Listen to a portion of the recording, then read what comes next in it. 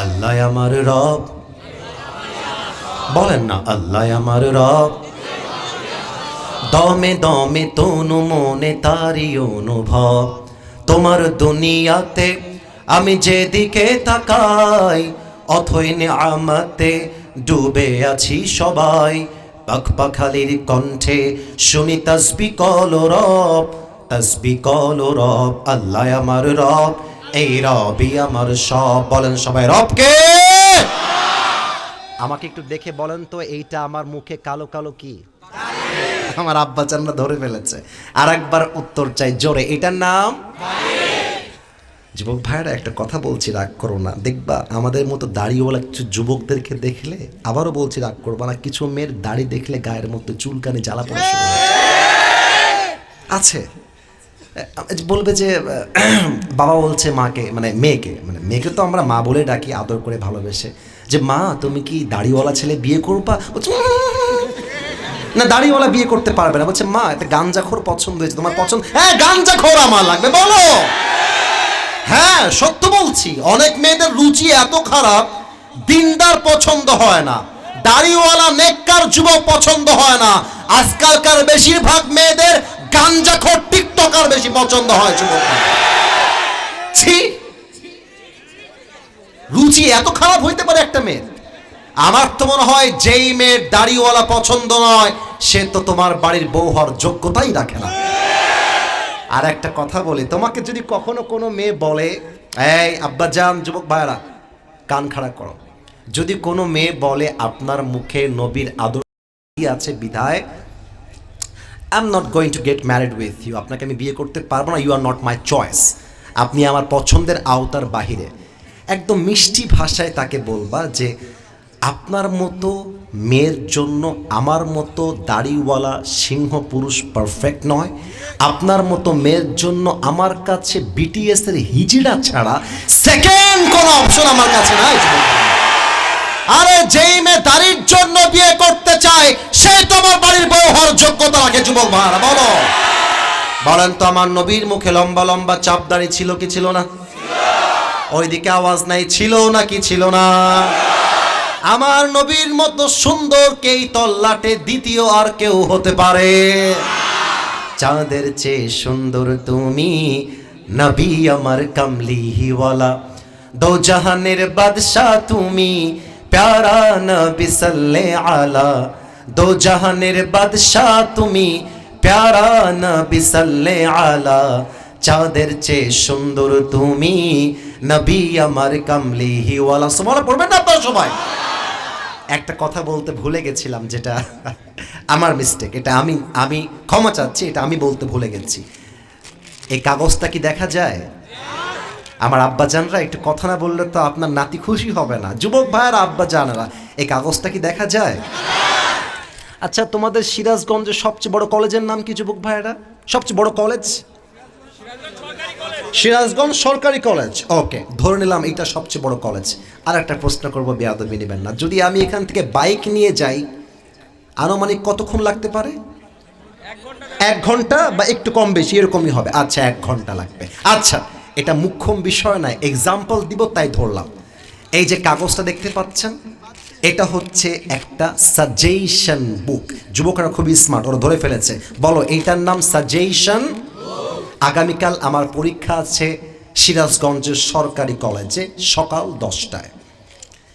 সারা রাত ধরে প্রশ্নপত্র দেখে পড়তেছি আর ভাবতেছি পুরো বছর পড়লাম না, কি যে বাস খাবো কালকে আল্লাহই জানে। এরকম হয় না যুবক ভাইরা আমাদের? পুরো বছর পড়াশোনার খবর নাই, পরীক্ষার আগের দিন এক রাতে পড়ে আমরা বাস দিয়ে চলে আসি, ঠিক না বলো? আচ্ছা আমার কাছে সাজেশন বুক, আমি পড়তেছি। না না না এদিকে তাকাও, লুক অ্যাট মাই ফেস, আমাকে দেখো। আচ্ছা আমি একটু নাটক করছি, আপনাদেরকে বোঝাবার জন্য অভিনয় করছি। প্রশ্ন, বাংলাদেশের রাজধানীর নাম কি? ঢাকা। ঢাকা ঢাকা ঢাকা, খালি মুখস্থ চলতেছে। আচ্ছা বাংলাদেশের সবচেয়ে বড় সমুদ্র সৈকত কোথায়? কক্সবাজার। কক্সবাজার কক্সবাজার, ব্রেন দিয়ে মুখস্থ করছি। Got the point? একটু ধরতে হবে, পয়েন্টটা বুঝতে হবে। আগামীকাল সকালবেলা বাইক নিয়ে চলে গেলাম সিরাজগঞ্জের কলেজে। স্যার বলছে আপনি আসিফ হুজুর না, ওই যে ফেসবুকে মাঝে মাঝে আপনার ওয়াজ আসে রিলসের ভিতরে? হ্যাঁ আমি আসিফ হুজুর, আমাকে জায়গা দেন স্যার, বসে গেছি পরীক্ষা দেওয়ার জন্য। তো স্যার বলছে আসিফ হুজুর this is your question paper, এই যে প্রশ্নপত্র লেখেন। এখন প্রশ্নপত্র হাতে পেয়ে দেখছি ইয়ার জো मैंने पढ़ा था वही आ गया है, যা পড়েছিলাম তাই চলে আসছে। বাংলাদেশের রাজধানীর নাম কি? আরে ফাটায় দিব ঢাকা। বাংলাদেশের সবচেয়ে বড় সমুদ্র সৈকত কোথায়? ফাটায় দিব কক্সবাজার। আজকে ব্রেন দিয়ে পড়লাম, এবার হাসি না, এবার বোঝো। ব্রেন দিয়ে পড়লাম, মুখস্থ করলাম, ব্রেন দিয়ে উত্তর দিলাম। কিন্তু কবরের প্রশ্ন যতই মুখস্থ করেন, কবরের প্রশ্ন উত্তর ব্রেন দিয়ে নয়। কবরে উত্তর করতে গেলে ঈমান, আমল, চরিত্র ঠিক করে আগে যাওয়া লাগবে। এখানে ব্রেন দিয়ে কাজ হবে না। আপনি বলবেন আমি নবীর আশিক, আপনার মুখে দাড়ি নাই, ফেরেশতা বলবে সোনামণি নতুন নতুন, তুমি বোঝো নাই বাবা। আগে নবীর আশিক বলতে হলে নবীর জন্য কলিজায় ভালোবাসা থাকতে হবে। যুবক ভাইরা ঠিক কিনা বলো? এবার আসেন 3 নাম্বার প্রশ্ন, আমাদের ধর্মের নাম কি? আপনারা দেখেছেন আমার মাহফিলে কয়েকদিন আগে বাধা দেওয়া হয়েছিল, দেখেছেন নাকি আপনারা সবাই? আচ্ছা, নেতা সাহেবের কোন কথা গায়ে লেগেছিল? নেতা সাহেবকে আমি বলেছিলাম যে ইসলাম জাস্ট মুখে নয়, ইসলামের আইন দিয়ে দেশ চলবে। নেতা সাহেব বলছে এটা নাকি রাজনৈতিক বক্তব্য। আমার মাইন্ড স্ট্রাইক করেছে। আমি বললাম এই রকম নেতাকে আমরা নেতা মানতে রাজি না। সিরাজগঞ্জের ভাড়া, আল্লাহর জমিন চলবে আল্লাহর কোরআন দিয়ে, আগামী পার্লামেন্ট চলবে আল্লাহর কোরআনের সংবিধান দিয়ে। হাত তুলে বলো সবাই ঠিক কিনা?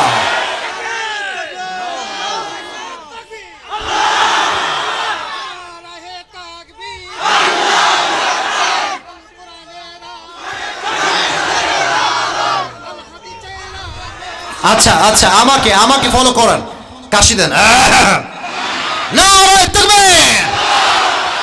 তো আমি বললাম যে হু ইজ হি, উনি কে? আমাকে তারা উত্তর দিল অমুক দলের অমুক নেতা, এলাকার মেম্বার সাহেব। আমি বললাম যেই নেতা কোরআন মানতে চায় না তাকে আমি নেতা হিসেবে গুনতেই চাই না। আমার কথা স্পষ্ট ভাষায় বলবো, আমার ধর্ম ইসলাম মুখে বললে নয়, প্রত্যেকটা কাজে কাজে প্রমাণ দেওয়া লাগবে আমি মুসলমান ঘরের সন্তান। এবার সবাই জবান খুলে উত্তর দিবেন ওয়ামা দীনুক, আমাদের ধর্মের নাম কি? এবার হবে 4 নাম্বার প্রশ্ন। আপনাদেরকে একটা কথা বলতে চাই, রাত তো গভীর হচ্ছে, এদিকে কুয়াশা অনেক বেশি, আর কিছু কথা কি বলা যায়? আমি বলি আচ্ছা আগে আমার কথাটা শেষ করতে দেন। আমার যে টাইমটা ছিল ওই টাইমটা শেষ, ওদেরকে আমি বলে দিয়েছি অলওয়েজ সব জায়গায় এক নিয়ম, ফ্রমে যদি একমত হয় ডেট পাবে, না হয় ডেট পাবে না। ওখানে লেখা আছে আসিফ হুজুর 1 ঘন্টা কথা বলবে। এসেছি 10:32, এখন বাজে প্রায় 12টা। আমি 1 ঘন্টার বেশি ওয়াজ কেন করছি? সিরাজগঞ্জের মতো জায়গাতে নিয়ম কানুন দিয়ে ওয়াজ হয় না।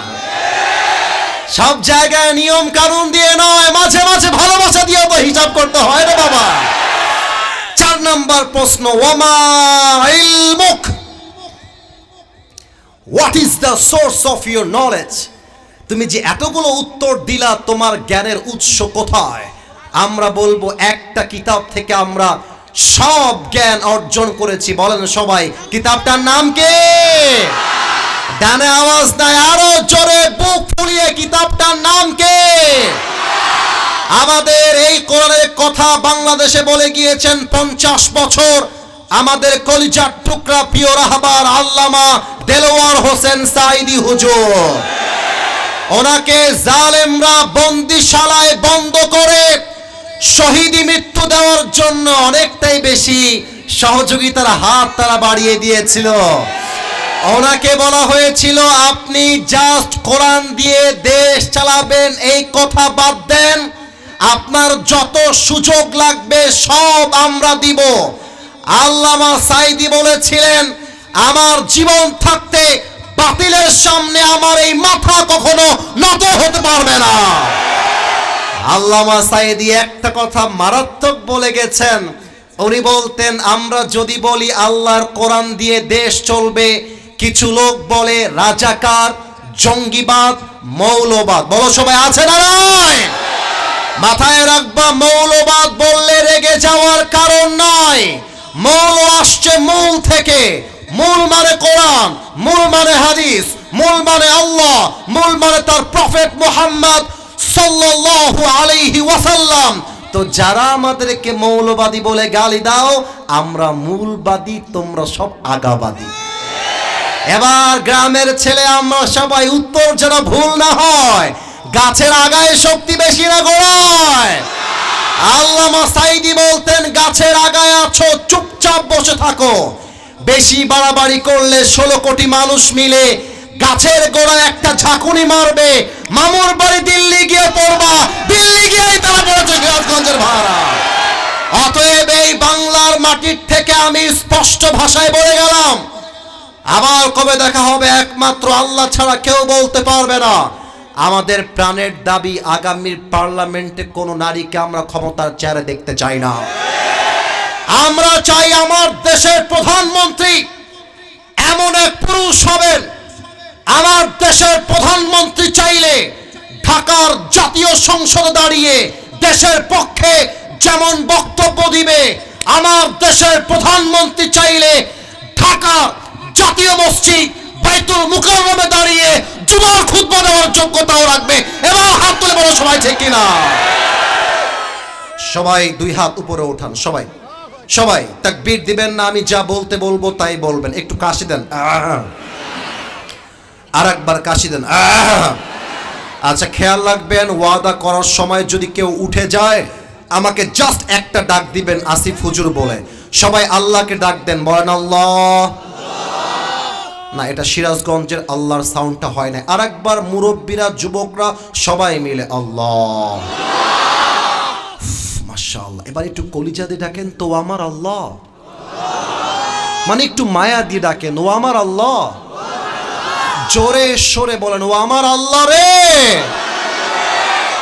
তোমার শাহী দরবারে। হাতটা উঁচু থাকবে, আমি যা বলবো আপনারা তাই বলবেন। এবার বলেন, তোমার শাহী দরবারে দিল থেকে তওবা করছি, ও আল্লাহ, আমার জীবনের, ওইদিকে আওয়াজ নেই, আর একবার, আমার জীবনের সব গুনাহ তুমি মাফ করে দাও। আর একবার বলেন, মাফ করে দাও। আর একবার বলেন, মাফ করে দাও। জবান খুলে বলেন সবাই আমিন। আর একবার ডাকেন আল্লাহকে, আল্লাহ। আর একবার, আল্লাহ। আজ এই মাটির থেকে তোমাকে ওয়াদা দিলাম। আর একটু জোরে, ওয়াদা দিলাম। আচ্ছা, এবার একটু আমার কথা শোনেন। ওয়াদাটা যে দিয়েছেন, এটা এমন নয় যে আসিফ হুজুর বলেছে তাই দিলাম, তা না, দিল থেকে দিবেন। আর একবার বলেন, ওয়াদা দিলাম। আজ থেকে, আওয়াজটা পাই নাই, আবার আজ থেকে। বাঘের বাচ্চাগুলো এই পাশে বসে আছে, আপনাদের আওয়াজ পাই নাই। আর একবার, আজ থেকে এক ওয়াক্ত নামাজ, আরো জোরে নামাজ, আর জোরে বলেন, আর কখনো ছাড়বো। হাতটা উঁচু করেন, উঁচু করেন, উঁচু করেন। এবার আমাকে দেখেন, না। জোরে বলেন সবাই মিলে, না। এবার বলেন, নামাজ ছাড়বো না। আরো জোরে, নামাজ ছাড়বো না। আল্লাহ তুমি সবাইকে কবুল করো, পড়েন সবাই আমিন। হাত নিচু, আমাকে ডাক দেন, বলেন সবাই হুজুর। আচ্ছা, আমার নাম ধরে ডাকেন, আসিফ হুজুর। আমরা সিরাজগঞ্জের সন্তান। এবার দেখেছেন সাউন্ড কারে বলে? বলেন সবাই, ওয়াদা দিলাম আজ দোয়ার সময় উঠে করব না। দোয়া করে আপনার সাথে মুসাফাহা করে একসাথে সবাই মিলে বাসায় যাব। তার আগে আমরা কেউ যাব না। বলেন সবাই আওয়াজ করে, ইনশাআল্লাহ। 1.5 ঘন্টা যাবত মানুষগুলো চাতক পাখির মতো বসে আছে। এটাই প্রমাণ করে আগামীর বাংলাদেশে সিরাজগঞ্জের মাটির থেকে ইসলামের পতাকা, কালিমা পতাকা পক পক করে উঠবে, ঠিক কিনা বলেন? নারায়ে তাকবীর। এবার একটু বসার পজিশনটা চেঞ্জ করেন। আত্তাহিয়াতুর সূরাতে বসলে একটু ভালো হতো, দোয়ার আদবটা একটু ভালো হতো। অর্ডার না আবদার রাখলাম, অর্ডার না আবদার রাখলাম। এই বেলুনওয়ালা বসে পড়ো, বেলুনওয়ালা, মাশাআল্লাহ।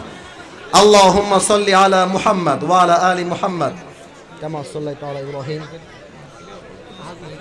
আচ্ছা ঠিক আছে, ঠিক আছে, রেডি করুন। আচ্ছা সবাই তাকবীর দেন, লিল্লাহি তাকবীর। লা ঈমানা লাহ লিমান লা আমানা লাহ। যার ওয়াদা আর আমানতে ঠিক নাই তার ঈমানে ঠিক নাই। কেউ যদি দোয়ার মাঝে উঠে যায় তার ঈমানটা হারিয়ে যাবে। যুবক ভাই আছে কিনা বলো? আমার আবদার একটা, এই মাহফিল কমিটি আজকে আমাকে নিয়ে আসছে, যদি আপনাদের সহযোগিতার হাত আপনারা বাড়িয়ে দেন, ওরা আগামীতে সিরাজগঞ্জের মাটিতে ডক্টর আজহারীকেও তো নিয়ে আসতে পারে। যুবক ভাইরা বলো, ওরা রুমাল নিয়ে যাবে দোয়ার মাঝে, কেউ যেন কাউকে খালি হাতে ফিরিয়ে না দেয়। একটু ঠান্ডা মাথায় আমি 1 থেকে 3 গুনছি, দুরূদ শরীফ পড়েন। আল্লাহুম্মা সাল্লি আলা মুহাম্মদ। 1 2 3। মাশাআল্লাহ, দান করেছে আল্লাহ, দানকে যেন কবুল করে, পড়েন সবাই আমিন। সিরাজগঞ্জের ভাইয়েরা আপনাদেরকে বড্ড ভালোবাসি। আপনারা আপনাদের সুনাম ঐতিহ্য ধরে রেখেছেন।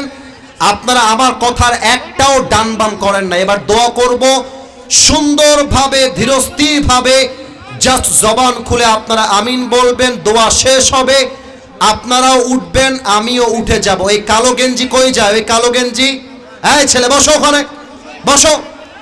আস্তাগফিরুল্লাহ, আস্তাগফিরুল্লাহ। আলহামদুলিল্লাহি রাব্বিল আলামিন। والصلاة والسلام على سيد الأنبياء والمرسلين وعلى آله وأصحابه أجمعين। আল্লাহ তাকায় দেখো, এই সিরাজগঞ্জের তারাশের জমিনে, এই নাদু সৈয়দপুরের জমিনে হাজার হাজার যুবক ভাইয়েরা, মুরব্বী আব্বা জানরা বসে আছে। আল্লাহ এত সুশৃঙ্খল ভাবে দীর্ঘ কয়েক ঘন্টা যাবত বসে বসে চাতক পাখির মতো আমরা সবাই ওয়াজ শুনেছি। আল্লাহ আমি অধম কয়েকটা কথা বলেছি। আল্লাহ আমি অধমের কথায় যদি ভুল হয়ে যায়, ভুলগুলো ক্ষমা করে দিয়ে আমাদের সবাইকে তুমি সঠিক কথা অনুযায়ী আমল করার তৌফিক দান করে দাও। আল্লাহ আমি তোমার শাহী দরবারে দিল থেকে দোয়া করছি, আমার কলিজার টুকরা যুবক ভাইরা এত ঠান্ডার ভিতরে চুপচাপ আদবের সঙ্গে বসে আছে। আল্লাহ একটা যুবকও ডান বাম করছে না। আল্লাহ তুমি তাকায় দেখো, মুরব্বীরাও ঠান্ডার ভেতরে চাদর মুড়ি দিয়ে, কম্বল মুড়ি দিয়ে বসে আছে। আল্লাহ আমি তোমার শাহী দরবারে দিল থেকে দোয়া করছি, আমাদের মধ্য হতে যাদের জনম দুঃখিনী আম্মা জান, জনম দুঃখী আব্বা জান বিদায় নিয়ে অন্ধকার কবরে চলে গিয়েছে, আল্লাহ দয়া করে মেহেরবানি করে সকলের কবরটাকে তুমি জান্নাতের বাগান হিসেবে কবুল এবং মঞ্জুর করে নাও। আল্লাহ আল্লাহ রাব্বুল আলামিন এই যুবক ভাইদেরকে মাহফিল করবার জন্য যারা সহযোগিতার হাত বাড়িয়ে দিয়েছে, কেউ 2 টাকা, কেউ 2000 টাকা, কেউ আবার 10,000 টাকা দিয়েছে। আল্লাহ কম হোক বেশি হোক, যারাই সহযোগিতার হাত বাড়িয়ে দিয়েছে, আল্লাহ দয়া করে মেহেরবানি করে সকলের মনের নেক আশাকে তুমি কবুল এবং মঞ্জুর করে নাও। আল্লাহ আমার স্টেজে, আমার ডানে আমার বামে আজকের মাহফিলের সভাপতি, সহসভাপতি বৃন্দ, আমার বাম পাশে আমার প্রধান অতিথি বসে আছে। আল্লাহ আমাদের মাথার তাজ আলেম ওলামা বসে আছে। আল্লাহ আমাদের কলিজার টুকরা মুরব্বী আব্বা জান, সাদা দাড়িওয়ালা মুরব্বী আব্বা জানগুলো আমার সামনে, আমার স্টেজে বসে আছে। আল্লাহ দয়া করে মেহেরবানি করে মানুষগুলো এত মনোযোগ দিয়ে ওয়াজ শুনেছে। আল্লাহ কোন ভাষায় শুকরিয়া করব, আমার কোনো ভাষা নেই। আল্লাহ আমি তোমার কাছে দোয়া করছি, আল্লাহ তাদের সবাইকে তুমি ইসলামের সৈনিক ওমরে ফারুক রাদিয়াল্লাহু তাআলা আনহুর মতো কবুল এবং মঞ্জুর করে নাও আল্লাহ। আমার মায়েরা বোনেরা হাত তুলেছে, আমার কলিজার টুকরা প্রত্যেকটা মা বোনকে তুমি ফাতেমা রাদিয়াল্লাহু তাআলা আনহার চরিত্রে চরিত্রবান হওয়ার তৌফিক দান করে দাও আল্লাহ। প্রত্যেকটা মা বোনকে তুমি পর্দাশীল নারী হিসেবে কবুল এবং মঞ্জুর করে নাও আল্লাহ। এই মাহফিল আজ যেমন অনুষ্ঠিত হয়েছে আল্লাহ, কিয়ামত পর্যন্ত এই মাহফিলকে তুমি ধরে রাখার তৌফিক মুসলমানদেরকে দিয়ে দাও আল্লাহ। আল্লাহ রাব্বুল আলামিন, সর্বশেষ একটা দোয়া করে তোমার শাহী দরবার থেকে বিদায় নেব আল্লাহ। রাত বেশি করতে চাই না, ফজরের নামাজটাও জামাতের সঙ্গে পড়তে হবে আল্লাহ। সর্বশেষ একটা দোয়া, আজ যেমন তোমার কোরআনের বাগানে একসঙ্গে বসতে পেরেছি আল্লাহ, আজ যেমন আমরা একসাথে থাকতে পেরেছি, বসতে পেরেছি আল্লাহ, আমাদের সবাইকে তুমি আজকের মতো জান্নাতুল ফেরদাউসেও একসাথে মেহমান হিসেবে কবুল এবং মঞ্জুর করে নিও আল্লাহ। রব্বানা যালামনা আনফুসানা ওয়া ইল্লাম তাগফির লানা ওয়া তারহামনা লানাকুনান্না মিনাল খাসিরিন। রব্বানা তাকাব্বাল মিন্না ইন্নাকা আনতাস সামিউল আলিম ওয়া তুব আলাইনা ইন্নাকা আনতাত তাওয়াবুর রহিম। সুবহান রাব্বিকা রাব্বিল ইজ্জাতি আম্মা ইয়াসিফুন ওয়া সালামুন আলাল মুরসালিন ওয়ালহামদুলিল্লাহি রব্বিল আলামিন। সিরাজগঞ্জবাসী, আবার দেখা হবে একদিন ইনশাআল্লাহ।